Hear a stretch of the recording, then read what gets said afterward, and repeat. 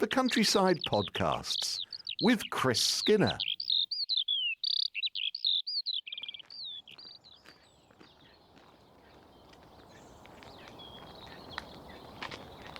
It's been light for about an hour and a half. It's blue sky, very cold and crisp. The farmyard pond is frozen over, and Chris Skinner, he still doesn't wear a coat no matter what the temperature, but I'm toggled up, and it's another Countryside podcast at Hyash Farm. Hello, Chris. Morning, Matthew. Your shoulders are still up by your ears, so I can tell what the temperature is. It's about zero, isn't it? It's just beneath zero. It's just dipped. It's called the dawn dip here in Norfolk, and once the sun's up, the temperature plummets. But we've just been treated to some birdsong, and I think it's still way in the background. It's a robin singing, setting up his territory.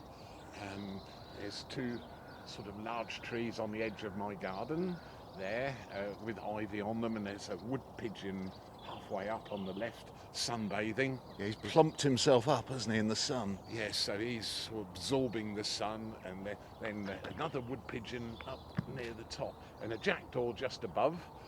And here in front of us, some flowers. That's Mahonia. There's an evergreen hedge extending all the way down the farmyard, and it's quite delightful. And the yellow flowers here. Yeah, bright yellow, and you get a warm sort of mid-January we're heading up to. A warm day in January, some of the bumblebees will come out of hibernation. And but there's something unusual happened out in particularly the Norfolk countryside. Can you see? We've got some birds flying towards us. They're blackhead gulls. Even more coming towards us. Look at that. At Hyash Farm, the birds fly towards you. I'm just going to get something out of my porch because each morning early on I feed the geese. There's a teenage gang of farmyard geese here. Yeah, and they're honking away. And I usually soak a little bit of dog food. So rats' breakfast and dinner is usually slightly smaller, and I put that out for the geese. And generally, we're joined by some gulls, but because it's sort of a bit, as you said, the sun's been up about an hour and a half already, we might not have many gulls here. There's frost. There's frost on Chris's lawn here, and that shows that we've had a cold old night. I had to defrost the car earlier and de-ice. So right. I'm fully warmed up, and two large bowls full of food here. Yes, so I left Rat in the car, and the geese are running away from us. Now, what I'll do is just spread this out on the ground like that. A nice big bowl full there. I nearly ended up wearing that. There we are. And what it is it's just normal dog food, so it's about 20% protein. And above our head, we have what's called a dread, a circle of gulls. And you can just see them, mainly blackhead gulls, some lesser blackbacks, and they're circling, and they haven't come down because we're standing right by the food. When we move away, we might be lucky. But believe it or not, the gulls top trump the geese, and the geese very quickly have legged it, although this food is for them, because they don't like things flying above their head. I'll explain what's happened here. We'll just move away a little bit. Fresh molehill there on my lawn. Oh, there's lovely soil there coming out of the ground. I turned my back after a few seconds, and the lawn is now alive with gulls. Yes. Let's see who's down first. Lesser blackback on the ground first, just sitting there. And yes, probably about 100, 150. Here they come. The geese are running away. Well, they hate this, don't they? They do not like this. They do not like this at all. Herring gull just came in as well, and most of them are blackhead gulls. Now, what's unusual about this is a year or two ago you would never have seen this. All these gulls, and gulls, tempting to call them seagulls, but you have as many inland, even nesting right in the centre of Norwich on the tall buildings. That's the lesser blackback gulls. And so there are lots of species. There's herring gull here, common gull, lesser blackback, and occasionally we have greater blackback gulls. They're kind of butchers of birds with a little red tip on the beak. And they're all still hovering around because we're only standing 20 odd feet away. Now, this is the big change, that farming practice has changed hugely. At this time of the year, normally, a few years ago, farmers would be ploughing the ground, getting the soil ready for spring crops, and it's changed hugely, where many farmers are doing something called min-till, and you just cultivate the top couple of inches of soil, put the seed in at the same time, so the worms that used to be turned out by the plough and would keep these gulls occupied over the winter months with all the different soil types that we have here in Norfolk, clays in South Norfolk, sandy loams up in North Norfolk, and whenever farmers could work the fields at this time of the year, even in January, the gulls would have food, so they'd fly up high, hear the tractors going from a huge distance, and then circle in just like they've done here. But instead of worms for breakfast this morning, they're having a bit of rats, dog food, and sort of descending down. So it's a lovely sight. Somebody's just walking past on the track the other side, and they're still here, but they're circling. So a collection of gulls like that has that interesting name called a dread. I don't know quite how or why. I suppose the worms used to dread the fact that when they were ploughed out, the gulls would gobble them. But they're not really scared of humanity or the big machinery, because now at this time of the year we're harvesting sugar beet out in the fields. Down they come again. Yep. They're a little bit shy because, as I said, we're only 20 feet from them, and they're just being a bit cautious, but they are starving hungry because the change in farming practice means that worms being turned out with a plough are just not available. Farmers are looking after their soil much more, encouraging organic humus matter in the soil, and therefore the worm count, the population, is how you measure, one of the ways of doing it, the health of the soil. And so these birds kind of need a bit of extra help, and that's what we like to do. I don't discriminate. On the other side of the farm there, that row of oaks way in the distance, you can see jackdaws, crows and rooks all perched up, having been feeding on the overwinter wild bird seed mix. So it's important to stand back and kind of let nature take its own course, which it is doing, but I just like to give a helping hand and just prove I can really pull the birds, you see. Come on, we've got some work to do out on the farm. So we've got Hop in the truck. Rat is busy in there. I can see his ears pricked behind the windscreen there, and he said, come on. There he is, look. The demented terrier of Caister. What's going on, he says. Who's eating all my food? Yes, and he's barking. We can't hear him because he's inside the vehicle there. Yes. But we heard Chris mention jackdaws just now. Yes. Just hold that thought about jackdaws, and we'll be coming back to them very shortly.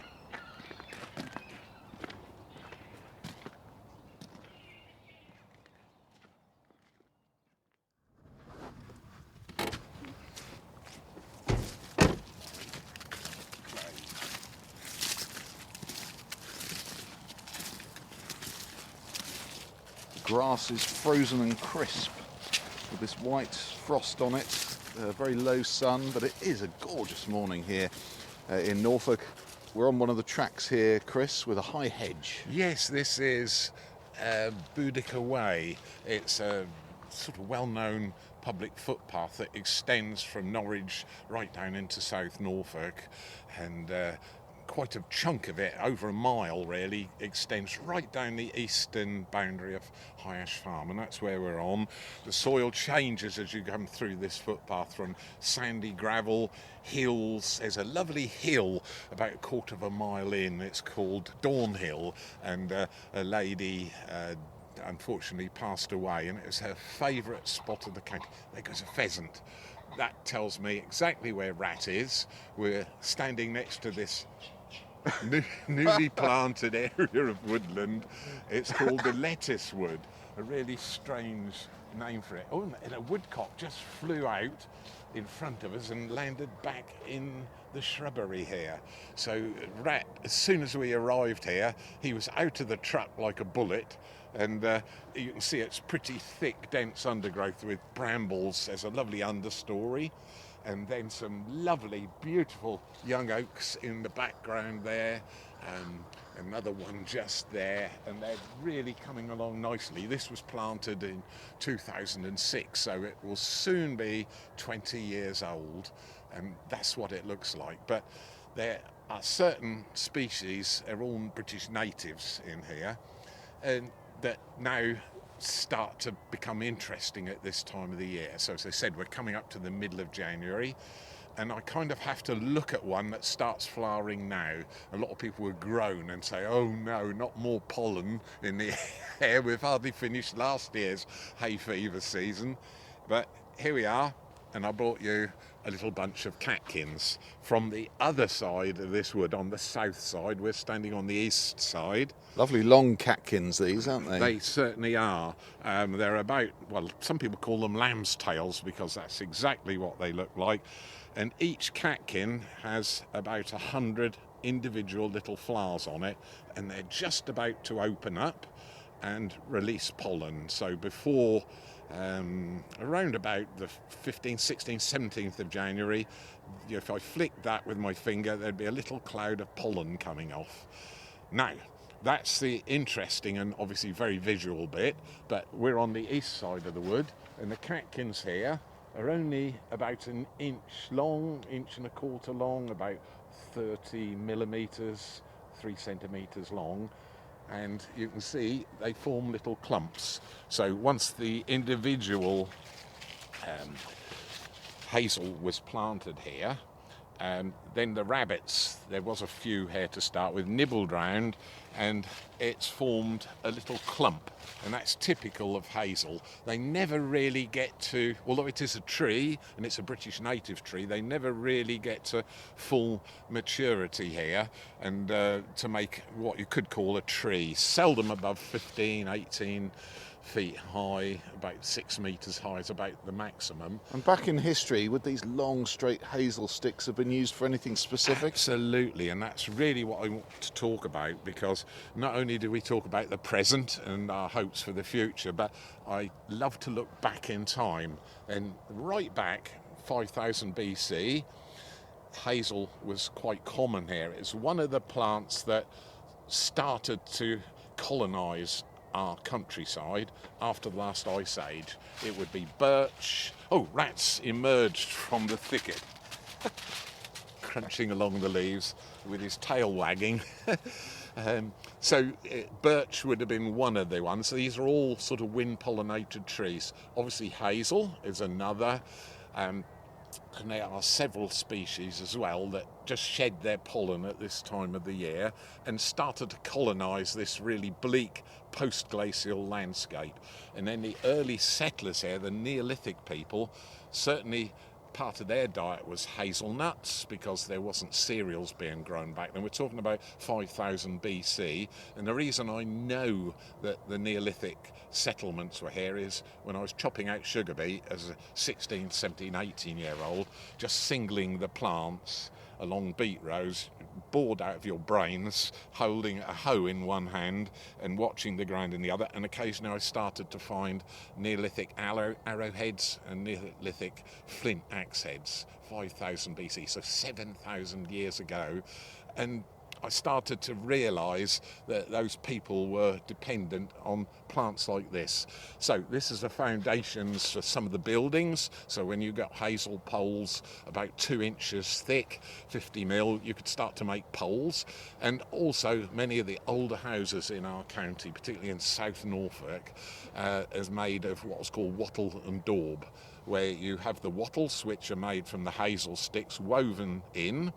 together, and then you daub mud over them, and that would be the internal walls of the houses. And the daub was made up of all sorts of unpleasant stuff, Oh wasn't yes, it? yes, cattle manure, straw all mixed in, and certainly when I re-roofed the 2 farm cottages at the entrance to the farm, we stripped the tiles off, and obviously it hadn't been touched since about the early 1800s.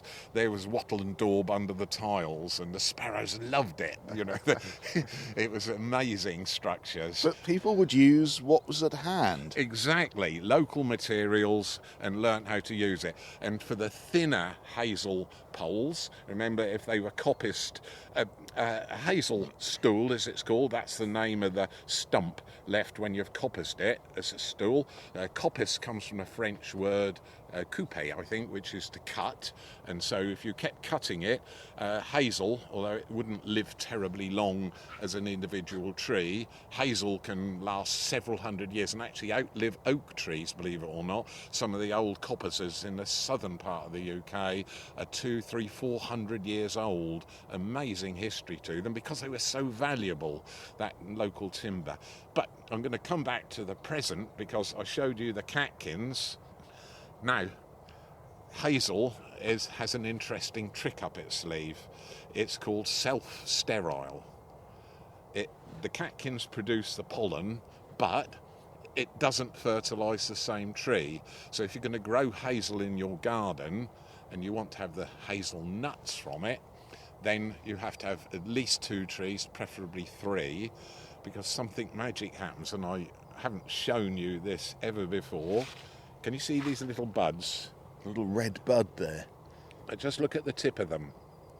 Yes, it's slightly broken, isn't it? Yeah, it's just opened up, and there's this tiny little, it looks like a red sea anemone, and that's the female part of the tree. So these catkins that will produce the pollen won't fertilise the same tree. So that's why you need trees coming at different stages, and then the pollen will come across, and these little anthers on the tips of these little female parts of the flower, once they're fertilised, they will grow into either a pair of nuts or 3 or 4. Oh, that one against the sun, you can just see the tip. And can you see that little red? It looks like almost blood exuding out of the tip. Another one just here. Tiny little, little pieces They look coming like up. little hairs coming out.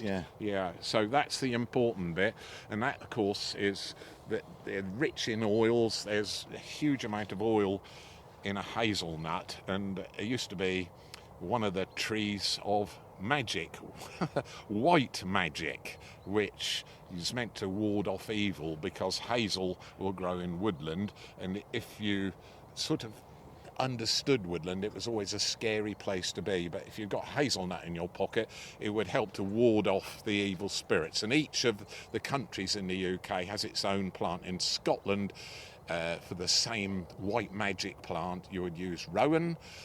Over in Ireland, it's obviously the hazel, and here in England, it would be the hawthorn, and they all join together on the 1st of May, May Day, technically in Celtic times, the first day of summer, and you'd have those 3 forces together, and that would ward off evil for the rest of the year. Lovely bit of Celtic history. And the Celts are important here as well, because before the Romans came to Britain, and they came to Caister in AD 43, the Celts were here, and they absolutely revered hazel and made wattle fences from it to keep the livestock in and to keep predators out of their crops that they'd started to grow. So it goes way back in history, and we've got 2 Celtic temples here at the farm, one built on top of another. Clever people that lived kind of in harmony with the environment in a way perhaps we're not. So, as I said, always in history, there's a huge amount to learn. I love it. And who was the Celtish queen in this area? Yeah. Boudica, and where are we standing?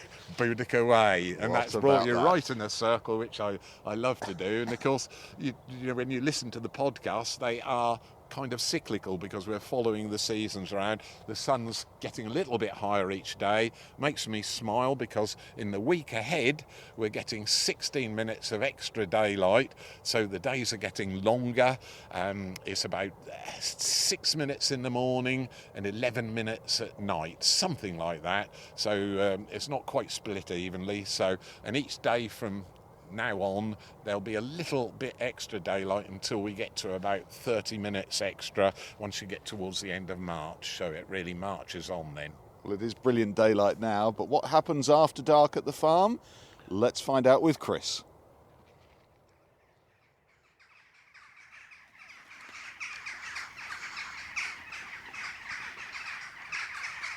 Good evening, everybody. And I'm sitting on the end of Woodcock's Wood in a small extra planted area of about 2 acres of fresh woodland. The ground that I'm sitting on is extremely wet. It's almost dusk.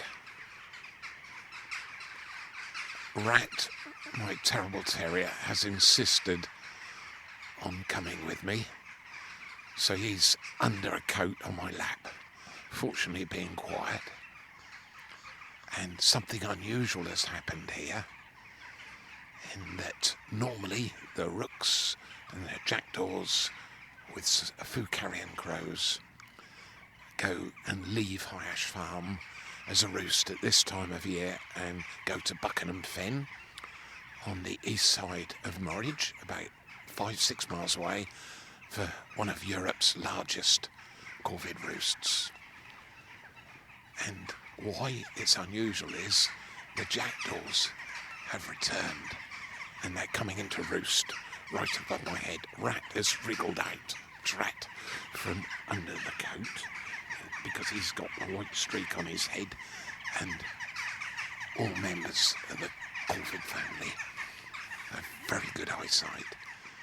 And just waiting for the main roost to come in, close to 1,000, 1,200 odd jackdaws, just purely jackdaws.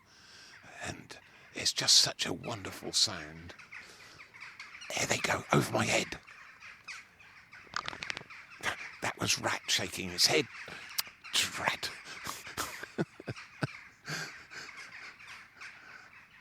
The sky is black with them. A huge flock circling round, wheeling and diving. And pretty soon they'll all come into roost, and I'm very reluctant to stay here and disturb them. So I might make a sharp exit shortly, but I've recorded some of the sound.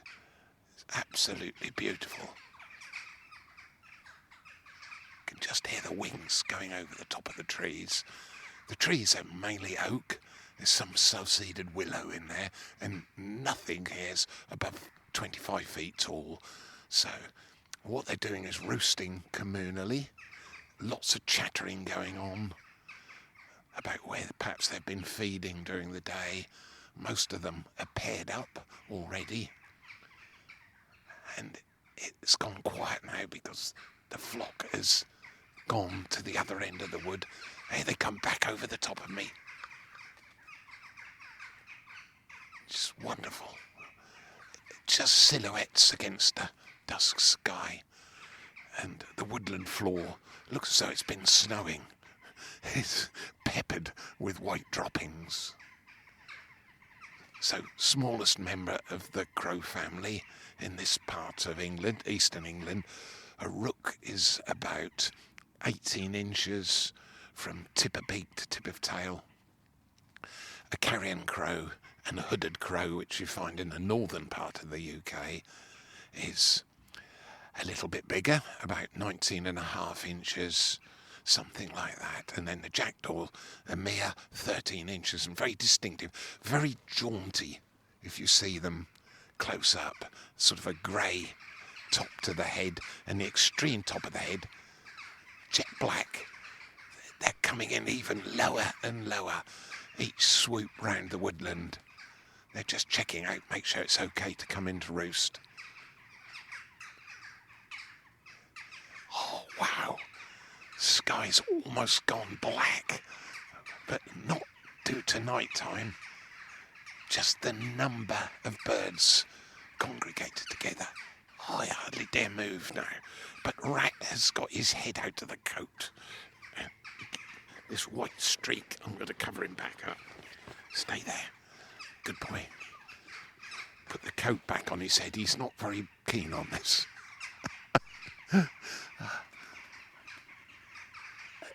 Lots of birds are now coming in, very close now to landing in above me.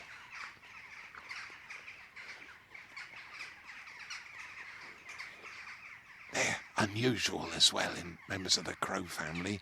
Rooks are communal, are gregarious, and jackdaws certainly are. They like nesting together in groups, 5 to 6 eggs in a nest usually.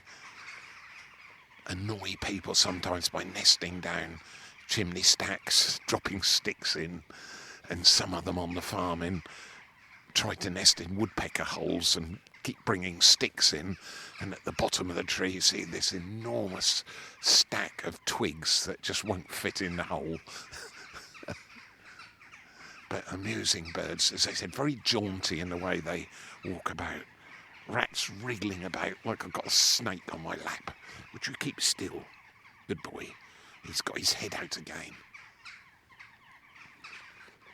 Anyway, I thought I'd share this special moment.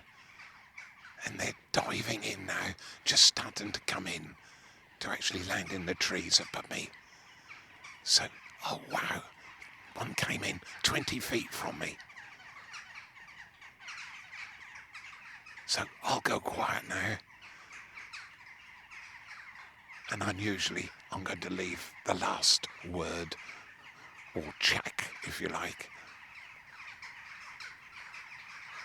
to the jackdaws. Corvus monedula.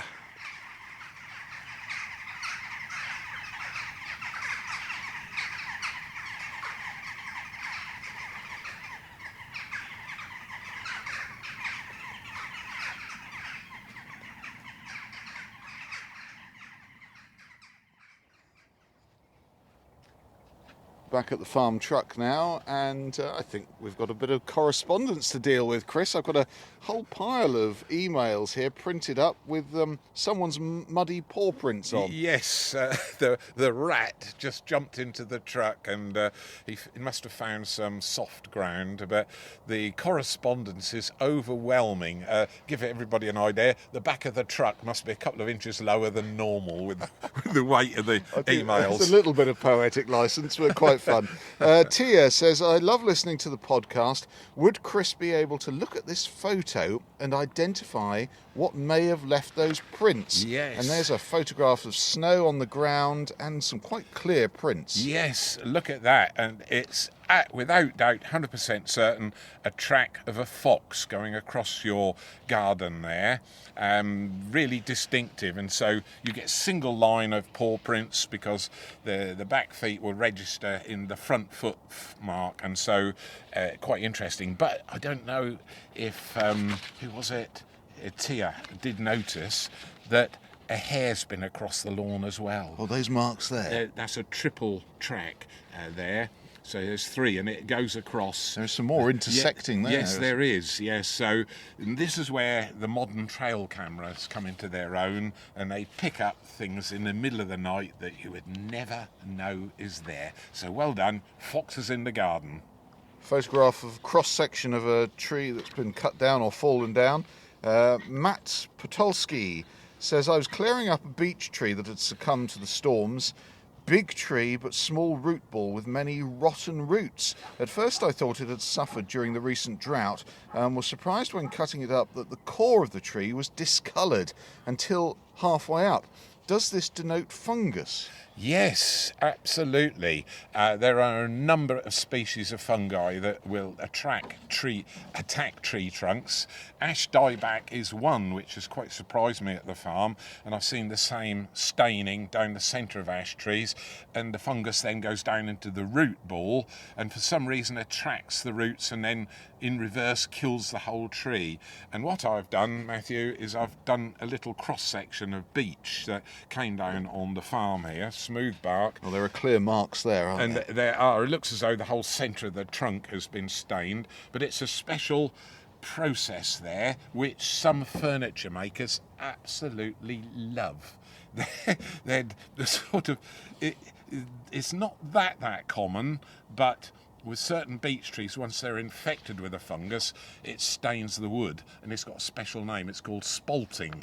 And so furniture makers that come across spalted beech in particular cut out bowls from it, and you have the most amazing patterns for your fruit bowls. It's a really skilled craftsmanship to make the most of it. But so you've got spalting in your beech tree. There you are. What more could you want? And I think you've aged that tree as well, haven't you? Yes, I have. Believe it or not, I sit with a magnifying glass after dinner and I got to 125 rings. There might be a little bit of variation, particularly near the centre. The ring circles are very close together. Well, that's a tree in Berkshire with Matt, and he also says that he's made pilgrimages to see you. Yes, he has. In Norwich. And you're very, very welcome.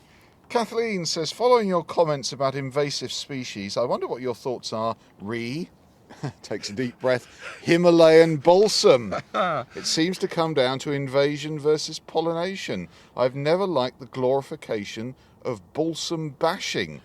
So I think we've got a double negative there, haven't we? In fact, Kathleen agrees with you on this. Yes, I think so. I've sort of come out on a limb a little bit, and I tend to stand back with all the invasive species that have come into our country because our climate has changed, and Himalayan balsam is regarded as an invasive species until I read an article, I think it was in one of the National Geographic magazines, that a seam of Himalayan balsam had been found in an open cast coal mine up in North Yorkshire, near Driffield I think it was actually.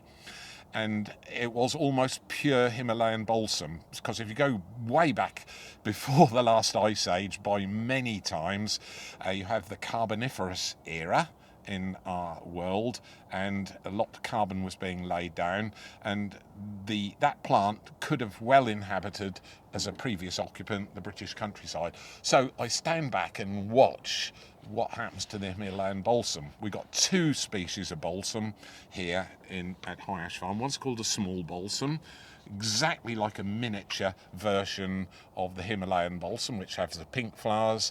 The small balsam has yellow flowers, and still with those little exploding policeman helmets, we call them.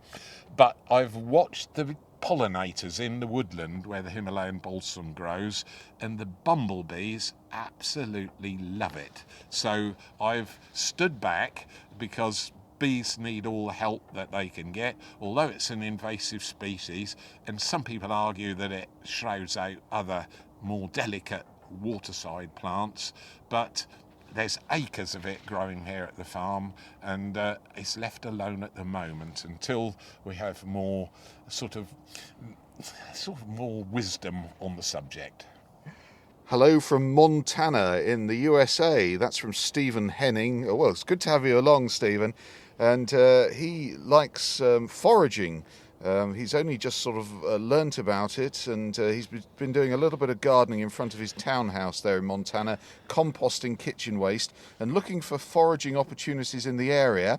He says, I made this homemade rowanberry jelly from the fruit of one of my neighbour's American mountain ashes this fall, after I heard the idea on your show. Yes, I do. We do sloe gin here at the farm, and he sent some wonderful pictures of the big Montana sky there, and a picture of his rowan jelly. And this is High Ash Farm, an ash tree, so-called, that grows in high places is called the mountain ash, or the rowan, and my youngest son named Rowan after the farm, because it's growing really well here at the farm. And also he sent several other pictures. Thank you very much indeed, Stephen. Wonderful. Here's a lovely one from Tony Bridge. We've just found a wonderful way to get rid of the turkey carcass after Christmas. We've regular visits from the local foxes on the trail camera captured in our garden. And guess what? Foxes love turkey. All gone. And we get to watch them enjoying their Christmas dinner. Yes, another advantage, and very amusing to see what you have coming into your garden with the modern trail cans. They're fantastic, and the quality of the newer ones is absolutely superb. In a week or so's time, we'll be able to enjoy last year's badger cubs absolutely being delinquent teenagers here at the farm. I'm getting more videos each evening of them. An absolute delight. Hello, Christine, tuning in from Brittany, beautiful part of France, and she's advising you, Chris, next time you take a holiday to get the old passports dusted off and go to Brittany. We have early purple orchids here, only the rosettes for the moment, appearing on our walk down to our local river, the Lagur. And since the beginning of the new year, they've been evident. We've had so much fun looking for them that I dubbed them, our family, the Orchid Squad. Yes, very good indeed, and sent a lovely photograph through with her hand pointing, and I've just put a little white circle around. Can you see the orchid there? Yes. With the red spots on? It's also called the Bloody Butcher, is another nickname for it. It's meant to have been growing underneath the cross when Jesus was crucified, and the leaves of the common orchid, the early purple orchid, was stained forever into history. An interesting name. If you look orchis up in the dictionary, it's got, which is why it's called the kind of male orchid in French language. Tim was listening in Dusseldorf last week. You really do go far and wide. Hello, Tim. He is interested in your talk about absinthe, which contains wormwood. The term wormwood is a corruption of the German vermut, ver meaning man, mut meaning courage. With the same pronunciation, vermut is rendered in French as vermouth. Oh my word, I did not know that. And vermouth is a wine flavoured with wormwood, Noily Pra. Yes, true. Yes, but there, I didn't know that. And the Russian name for wormwood is Chernobyl or Chernobyl. Well, we're learning things all the time here. And someone not quite as far afield as our last correspondence, Mike Carey, lives a few miles away in Thorpe Hamlet in Norwich. On Christmas morning, I was walking my dog on Pilling Park. I played cricket there back in my misspent youth. Cricket had come into this podcast. Well, it used to be a square there, sadly no longer. And then a greater spotted woodpecker was drumming loud and clear in the top of a tall oak tree. Is this unusual? No, on sunny mornings like this morning, right from the 1st of January, you can hear them. Often it's a really good sign that there's another male great spot woodpecker nearby, and it's just setting up its territory by headbanging. I used to do that in the disco years ago, but we won't talk about that. But it's a wonderful sound, and it makes you realise spring is just round the corner. Lovely card wishing you a happy new year, Chris. From a couple in Southampton, Hazel and David. Good to have you along, Hazel and David. Thanks for all of your correspondence, and keep the emails coming. It's always great to hear from you. And I can't believe it's the end of another podcast for this week. But Chris, I very much enjoyed the Jackdaws. Do you think we should play out with that sound? Yes, just so moving. It's the end of a long day for a busy flock of birds, just exchanging information which we don't understand a word of.